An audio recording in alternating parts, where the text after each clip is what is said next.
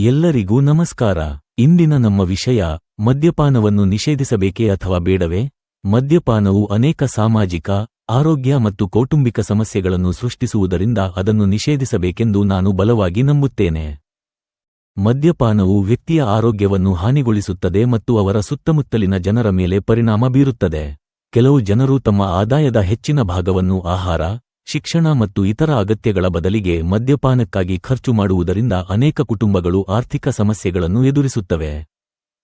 ಭಾರತದಲ್ಲಿ ಬಿಹಾರ, ಗುಜರಾತ್ ಮತ್ತು ಇತರ ಕೆಲವು ರಾಜ್ಯಗಳಲ್ಲಿ ಮದ್ಯಪಾನ ನಿಷೇಧವನ್ನು ಪರಿಚಯಿಸಲಾಗಿದೆ ಎಂದು ನಾವು ನೋಡಿದ್ದೇವೆ. ಈ ನಿಷೇಧಗಳ ಮುಖ್ಯ ಉದ್ದೇಶವೆಂದರೆ ಮದ್ಯಪಾನ ಸಂಬಂಧಿತ ಸಮಸ್ಯೆಗಳನ್ನು ಕಡಿಮೆ ಮಾಡುವುದು ಮತ್ತು ಸಾರ್ವಜನಿಕ ಸುರಕ್ಷತೆಯನ್ನು ಸುಧಾರಿಸುವುದು. ಆದಾಗ್ಯೂ ಮದ್ಯಪಾನವನ್ನು ಸಂಪೂರ್ಣವಾಗಿ ನಿಷೇಧಿಸುವುದು ಸುಲಭವಾದ ಪರಿಹಾರವಲ್ಲ ಎಂದು ನಾನು ಒಪ್ಪುತ್ತೇನೆ. ಸರ್ಕಾರವು ಜಾಗೃತಿ ಮತ್ತು ಪುನರ್ವಸತಿಯತ್ತಲೂ ಗಮನಹರಿಸಬೇಕು. ಧನ್ಯವಾದಗಳು ಗಿಲ್ಲಿ. ನಿಮ್ಮ ಕಾಳಜಿ ನನಗೆ ಅರ್ಥವಾಗಿದೆ, ಆದರೆ ಸಂಪೂರ್ಣ ನಿಷೇಧವು ಉತ್ತಮ ಪರಿಹಾರ ಎಂದು ನಾನು ಸಂಪೂರ್ಣವಾಗಿ ಒಪ್ಪುವುದಿಲ್ಲ. ಮದ್ಯಪಾನವು ವಯಸ್ಕರಿಗೆ ವೈಯಕ್ತಿಕ ಆಯ್ಕೆಯಾಗಿದೆ ಮತ್ತು ಅದನ್ನು ಸಂಪೂರ್ಣವಾಗಿ ನಿಷೇಧಿಸುವುದರಿಂದ ಇತರ ಸಮಸ್ಯೆಗಳು ಉಂಟಾಗಬಹುದು. ಏನಾದರೂ ಕಾನೂನುಬಾಹಿರವಾಗಿದ್ದರೆ ಕೆಲವರು ಅದನ್ನು ಕಾನೂನುಬಾಹಿರ ವಿಧಾನಗಳ ಮೂಲಕ ಖರೀದಿಸಲು ಪ್ರಯತ್ನಿಸಬಹುದು. ಇದು ಕಪ್ಪು ಮಾರುಕಟ್ಟೆಗಳು ಮತ್ತು ಅಸುರಕ್ಷಿತ ಉತ್ಪನ್ನಗಳನ್ನು ಹೆಚ್ಚಿಸಬಹುದು. ಸಂಪೂರ್ಣ ನಿಷೇಧದ ಬದಲು ಸರ್ಕಾರಗಳು ಕಟ್ಟುನಿಟ್ಟಾದ ನಿಯಮಗಳು, ವಯಸ್ಸಿನ ನಿರ್ಬಂಧಗಳು, ಶಿಕ್ಷಣ ಮತ್ತು ಜವಾಬ್ದಾರಿಯುತ ಬಳಕೆ ಅಭಿಯಾನಗಳ ಮೂಲಕ ಮದ್ಯವನ್ನು ನಿಯಂತ್ರಿಸಬಹುದು. ಉದಾಹರಣೆಗೆ, ಅನೇಕ ದೇಶಗಳು ಮದ್ಯವನ್ನು ಅನುಮತಿಸುತ್ತವೆ ಆದರೆ ಮದ್ಯಪಾನ ಮತ್ತು ವಾಹನ ಚಲಾಯಿಸುವುದರ ವಿರುದ್ಧ ಕಠಿಣ ಕಾನೂನುಗಳನ್ನು ಹೊಂದಿವೆ. ಕಾವ್ಯ ಅಕ್ರಮ ಮಾರುಕಟ್ಟೆಗಳ ಬಗ್ಗೆ ಒಂದು ಪ್ರಮುಖ ವಿಷಯವನ್ನು ಎತ್ತಿದರು, ಆದರೆ ಮದ್ಯವು ಉಂಟುಮಾಡುವ ಹಾನಿಯನ್ನು ನಾವು ನೋಡಬೇಕು. ಮದ್ಯವು ಅನೇಕ ಅಪಘಾತಗಳು, ಹಿಂಸಾಚಾರ ಮತ್ತು ಆರೋಗ್ಯ ಸಮಸ್ಯೆಗಳೊಂದಿಗೆ ಸಂಬಂಧ ಹೊಂದಿದೆ. ಕೆಲವೊಮ್ಮೆ ಒಬ್ಬ ವ್ಯಕ್ತಿಯ ವ್ಯಸನದಿಂದಾಗಿ ಮುಗ್ಧ ಕುಟುಂಬ ಸದಸ್ಯರು ಬಳಲುತ್ತಾರೆ. ಹಲವು ಭಾರತೀಯ ಕುಟುಂಬಗಳಲ್ಲಿ ಮದ್ಯದ ಮೇಲೆ ಹಣವನ್ನು ವ್ಯರ್ಥ ಮಾಡಿದಾಗ ಮಕ್ಕಳ ಶಿಕ್ಷಣ ಮತ್ತು ದೈನಂದಿನ ಅಗತ್ಯಗಳ ಮೇಲೆ ಪರಿಣಾಮ ಬೀರುತ್ತದೆ. ನಿಷೇಧವು ಲಭ್ಯತೆಯನ್ನು ಕಡಿಮೆ ಮಾಡಲು ಸಹಾಯ ಮಾಡುತ್ತದೆ ಮತ್ತು ಜನರು ವ್ಯಸನವನ್ನು ಬಿಡಲು ಅವಕಾಶವನ್ನು ನೀಡುತ್ತದೆ. ರಕ್ಷಿತಾ, ಮದ್ಯದ ದುರುಪಯೋಗ ಹಾನಿಕಾರಕ ಎಂದು ನಾನು ಒಪ್ಪುತ್ತೇನೆ. ಆದರೆ ಸಮಸ್ಯೆ ಮದ್ಯದಲ್ಲಿ ಮಾತ್ರ ಅಲ್ಲ, ಸಮಸ್ಯೆ ಬೇಜವಾಬ್ದಾರಿಯುತ ಬಳಕೆಯಲ್ಲಿದೆ. ಉದಾಹರಣೆಗೆ, ಚಾಕುವನ್ನು ಅಡುಗೆಗೆ ಬಳಸಬಹುದು ಅಥವಾ ದುರುಪಯೋಗಪಡಿಸಿಕೊಳ್ಳಬಹುದು. ಉದ್ದೇಶ ಯಾವಾಗಲೂ ಸಮಸ್ಯೆಯಿಲ್ಲ, ಜನರು ಅದನ್ನು ಬಳಸುವ ವಿಧಾನವೂ ಮುಖ್ಯ. ಸಂಪೂರ್ಣ ನಿಷೇಧವು ಕಾನೂನುಬದ್ಧ ಮದ್ಯ ಉದ್ಯಮಕ್ಕೆ ಸಂಬಂಧಿಸಿದ ಕಾರ್ಮಿಕರು ಮತ್ತು ವ್ಯವಹಾರಗಳ ಮೇಲೂ ಪರಿಣಾಮ ಬೀರಬಹುದು. ಸರ್ಕಾರಗಳು ಮದ್ಯದ ತೆರಿಗೆಗಳಿಂದ ಆದಾಯವನ್ನು ಪಡೆಯುತ್ತವೆ. ಇವುಗಳನ್ನು ಕೆಲವೊಮ್ಮೆ ಸಾರ್ವಜನಿಕ ಸೇವೆಗಳಿಗೆ ಬಳಸಲಾಗುತ್ತದೆ. ರಘು, ಆದಾಯದ ಬಗ್ಗೆ ನಿಮ್ಮ ಮಾತು ನಿಜ, ಆದರೆ ಜನರ ಆರೋಗ್ಯಕ್ಕಿಂತ ಹಣಕ್ಕೆ ಆದ್ಯತೆ ನೀಡಬಾರದು. ಒಂದು ಸರ್ಕಾರ ಮದ್ಯದಿಂದ ಹಣ ಗಳಿಸಿ ಮದ್ಯ ಸಂಬಂಧಿತ ಕಾಯಿಲೆಗಳು, ಅಪಘಾತಗಳು ಮತ್ತು ಸಾಮಾಜಿಕ ಸಮಸ್ಯೆಗಳಿಗೆ ಚಿಕಿತ್ಸೆ ನೀಡಲು ಹೆಚ್ಚು ಖರ್ಚು ಮಾಡಿದರೆ ನಿಜವಾದ ಪ್ರಯೋಜನ ಪ್ರಶ್ನಾರ್ಹವಾಗುತ್ತದೆ. ಒಂದು ಸರ್ಕಾರದ ಉದ್ದೇಶ ನಾಗರಿಕರನ್ನು ರಕ್ಷಿಸುವುದು. ಗಿಲ್ಲಿ, ನಾಗರಿಕರನ್ನು ರಕ್ಷಿಸುವುದು ಮುಖ್ಯ, ಆದರೆ ಸಂಪೂರ್ಣ ನಿಷೇಧವು ಯಾವಾಗಲೂ ನಿರೀಕ್ಷಿತ ಫಲಿತಾಂಶಗಳನ್ನು ನೀಡುವುದಿಲ್ಲ. ಉದಾಹರಣೆಗೆ, ಮದ್ಯವನ್ನು ನಿಷೇಧಿಸಲಾದ ಕೆಲವು ಸ್ಥಳಗಳಲ್ಲಿ ಜನರು ಅದನ್ನು ಪಡೆಯಲು ಇನ್ನೂ ಕಾನೂನುಬಾಹಿರ ಮಾರ್ಗಗಳನ್ನು ಕಂಡುಕೊಂಡರು. ಇದು ಕಾನೂನು ಜಾರಿ ಸಂಸ್ಥೆಗಳಿಗೆ ಸವಾಲುಗಳನ್ನು ಸೃಷ್ಟಿಸಿತು.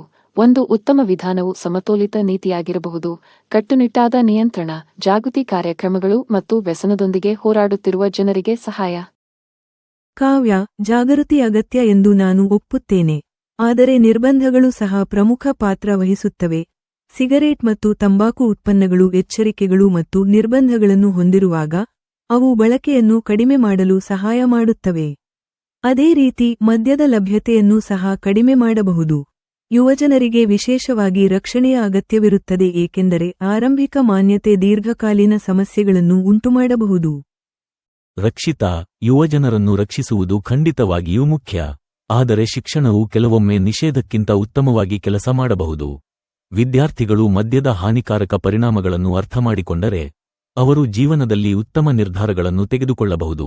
ಪ್ರಪಂಚದಾದ್ಯಂತದ ದೇಶಗಳು ವಿಭಿನ್ನ ವಿಧಾನಗಳನ್ನು ಬಳಸುತ್ತವೆ.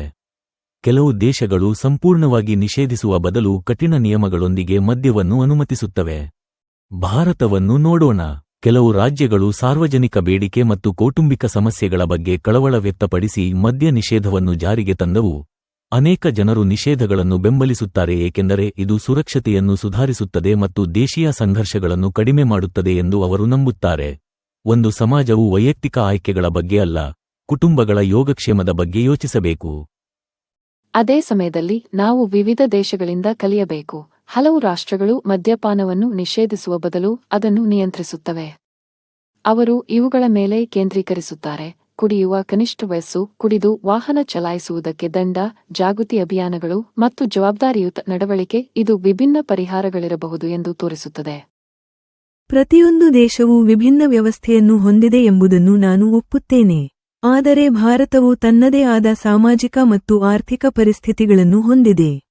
ಅದು ನಿಜ ರಕ್ಷಿತಾ. ಆದರೆ ಪ್ರಾಯೋಗಿಕ ಅನುಷ್ಠಾನದ ಬಗ್ಗೆಯೂ ನಾವು ಯೋಚಿಸಬೇಕು. ನಿಷೇಧಕ್ಕೆ ಬಲವಾದ ಜಾರಿ ಅಗತ್ಯವಿದೆ. ಸರಿಯಾದ ಜಾರಿ ಇಲ್ಲದಿದ್ದರೆ ಅಕ್ರಮ ಮಾರಾಟ ಹೆಚ್ಚಾಗಬಹುದು. ಆದ್ದರಿಂದ ಕೇವಲ ನಿಷೇಧಿಸುವ ಬದಲು ಸರ್ಕಾರಗಳು ಶಿಕ್ಷಣ, ಆರೋಗ್ಯ ರಕ್ಷಣೆ ಮತ್ತು ಉದ್ಯೋಗಾವಕಾಶಗಳೊಂದಿಗೆ ನಿಯಮಗಳನ್ನು ಸಂಯೋಜಿಸಬೇಕು. ಕೊನೆಯದಾಗಿ ಹೇಳಬೇಕೆಂದರೆ, ಮದ್ಯಪಾನದ ಆರೋಗ್ಯ ಮತ್ತು ಕುಟುಂಬಗಳ ಮೇಲೆ ಅದರ ಹಾನಿಕಾರಕ ಪರಿಣಾಮಗಳು ತುಂಬಾ ಗಂಭೀರವಾಗಿರುವುದರಿಂದ ಅದನ್ನು ನಿಷೇಧಿಸಬೇಕು ಎಂದು ನಾನು ನಂಬುತ್ತೇನೆ. ಕೇವಲ ನಿಷೇಧವು ಎಲ್ಲವನ್ನೂ ಪರಿಹರಿಸದಿರಬಹುದು, ಆದರೆ ಜಾಗೃತಿ ಮತ್ತು ಬೆಂಬಲ ಕಾರ್ಯಕ್ರಮಗಳೊಂದಿಗೆ ಸಂಯೋಜಿಸಿದಾಗ ಅದು ಬಲವಾದ ಹೆಜ್ಜೆಯಾಗಬಹುದು. ನನ್ನ ತೀರ್ಮಾನವೆಂದರೆ ಮದ್ಯವನ್ನು ಸಂಪೂರ್ಣವಾಗಿ ನಿಷೇಧಿಸಬಾರದು, ದುರುಪಯೋಗವನ್ನು ನಿಯಂತ್ರಿಸುವತ್ತ ಗಮನ ಹರಿಸಬೇಕು. ವಯಸ್ಕರಿಗೆ ಜವಾಬ್ದಾರಿಯ ಬಗ್ಗೆ ಅರಿವು ಮೂಡಿಸಬೇಕು ಮತ್ತು ಕಾನೂನುಬಾಹಿರ ಮತ್ತು ಹಾನಿಕಾರಕ ಚಟುವಟಿಕೆಗಳ ವಿರುದ್ಧ ಕಠಿಣ ಕ್ರಮ ಕೈಗೊಳ್ಳಬೇಕು. ಎರಡೂ ಕಡೆಯವರು ಪ್ರಮುಖ ಅಂಶಗಳನ್ನು ಚರ್ಚಿಸಿದ್ದಾರೆ. ಮದ್ಯ ವ್ಯಸನವು ನಿಜವಾದ ಸಮಸ್ಯೆಯಾಗಿದ್ದು, ಸಮಾಜಕ್ಕೆ ಪರಿಣಾಮಕಾರಿ ಪರಿಹಾರಗಳು ಬೇಕಾಗುತ್ತವೆ. ನಿಷೇಧದ ಮೂಲಕವಾಗಲಿ ಅಥವಾ ಕಠಿಣ ನಿಯಂತ್ರಣದ ಮೂಲಕವಾಗಲಿ, ಗುರಿ ಆರೋಗ್ಯಕರ ಮತ್ತು ಸುರಕ್ಷಿತ ಸಮಾಜವಾಗಿರಬೇಕು. ನಾನು ಒಪ್ಪುತ್ತೇನೆ. ಚರ್ಚೆಯು ಮದ್ಯದ ಬಗ್ಗೆ ಮಾತ್ರವಲ್ಲ, ಅದು ಸ್ವಾತಂತ್ರ್ಯ ಮತ್ತು ಜವಾಬ್ದಾರಿಯ ನಡುವೆ ಸರಿಯಾದ ಸಮತೋಲನವನ್ನು ಕಂಡುಕೊಳ್ಳುವ ಬಗ್ಗೆ. ಉತ್ತಮ ಪರಿಹಾರವು ಪ್ರತಿಯೊಂದು ಸಮಾಜದ ಪರಿಸ್ಥಿತಿಯನ್ನು ಅವಲಂಬಿಸಿರುತ್ತದೆ. ಎಲ್ಲರಿಗೂ ಧನ್ಯವಾದಗಳು.